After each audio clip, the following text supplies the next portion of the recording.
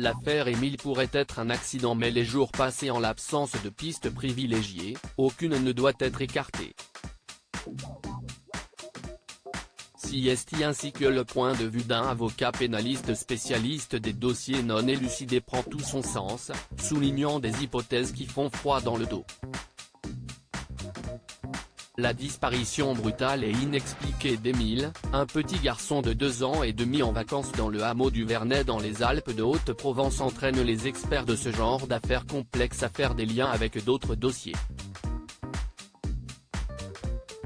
Ainsi, maître Georges Catala, qui accompagne les parents de Marion Wagon, disparue à Agen le 14 novembre 1996, a fait part de son opinion, auprès de la Dépêche du Midi. Il a ainsi fait un parallèle avec le dossier de Grégory Villemain, mais pas seulement. Le cas Fourniret s'invite dans la discussion de l'avocat pénaliste avec le journal. En se remémorant les négligences qui ont conduit à de graves erreurs dans le cas de Marion, l'avocat Georges Catala explique « Nous ne disposons même pas dans le dossier de l'ADN complet de Marion. Aujourd'hui, cela semble inconcevable. Il y a 25 ans, les juges, négligents, sont passés à côté. Résultat, quand 20 ans plus tard on a voulu vérifier sur un matelas trouvé chez Michel Fourniret, on n'a pas pu. On a essayé avec l'ADN de la mère de Marion, mais cela n'a pas fonctionné. Ce sont désormais des magistrats spécialisés qui gèrent le dossier au pôle des cold cases de Nanterre et ils sont bien démunis à cause d'un travail initial mal fait. L'affaire Émile est désormais dans une phase d'enquête longue.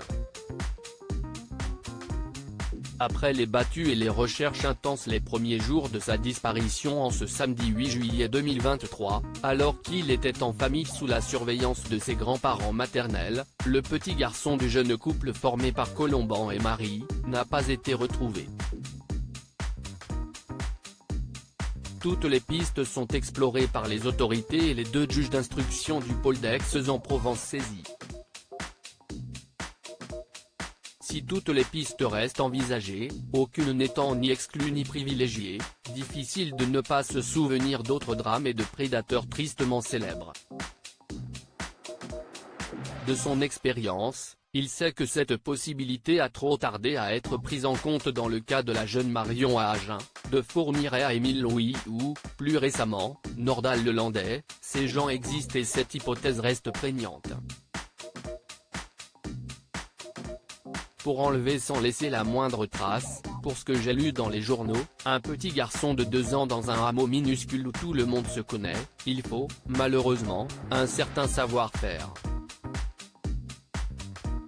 Donc il faut aussi chercher dans ce sens. Perdre un enfant, si est-il terrible.